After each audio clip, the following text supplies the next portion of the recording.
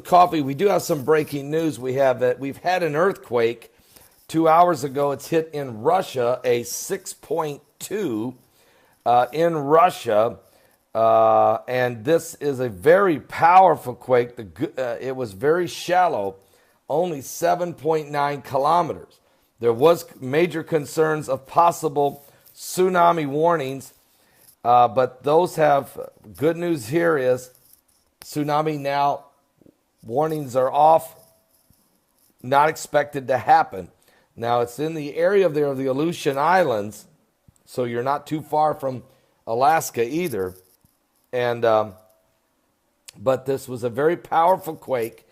And as we were talking last night, that massive solar flare, that huge burst of an explosion on the sun on Friday, and the solar flare was a M2 class. Okay, we've seen bigger flares, but it was powerful explosion and it lasted for 2 hours. That sends a very strong, lengthy CME directly toward the earth. You knew we would have issues. Well, as soon as it arrived yesterday afternoon, we had 3 earthquakes at Yellowstone National Park, right there at that volatile super volcano, and 3 in a row, 3 earthquakes, a 3.0, a 2.8, and a 3.4, all within 58 minutes of the initial arrival of the CME. But we're not done with this CME. There's going to be at least a period of several hours where we're still under tons of pressure brewing, and something was bound to happen. And we've had a 6.2 that has just hit in Russia, but the good news is nobody's going to be injured from this. Don't look like there's going to be any tsunami, and we're all going to be okay on this one. But are we done with all the pressure? I'm not sure, because we've had 53 earthquakes now in the last 24 hours. And let me just share with you, after the 6.2, we had 17 minutes later, there was an aftershock in Russia, again, of 5.1. We've also seen some other quakes. We've had a 4.5. I'll just give you the bigger ones in Fiji. Surprisingly, we've had a 2.8 earthquake just about 30 minutes ago in Blaine, Tennessee. We've had a 4.7 in Papua New Guinea, 4.6 in Indonesia, 4.0 again, Lincoln, Montana. So Yellowstone danger zone continues to rattle. A 4.9 in East Timor. We've had a 4.1 in Puerto Rico, a 4.3 in the Fiji Islands. We've also had a 4.1 earthquake in Mexico.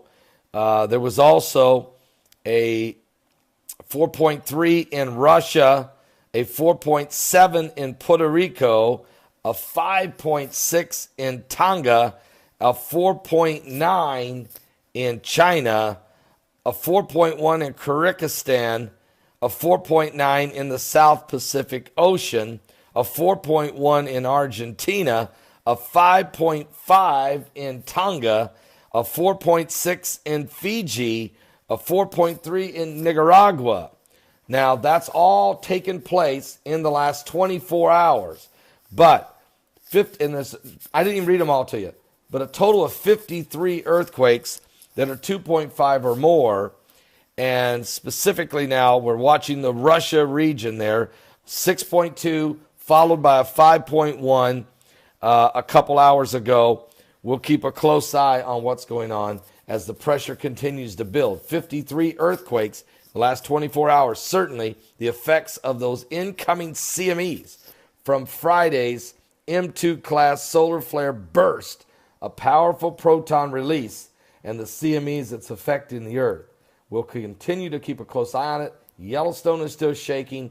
There's a lot going on. And of course, we're keeping a close eye on asteroid 2012, TC4, and a whole lot more. The Middle East, the tensions that are rising there. Don't forget Kim Jong-un.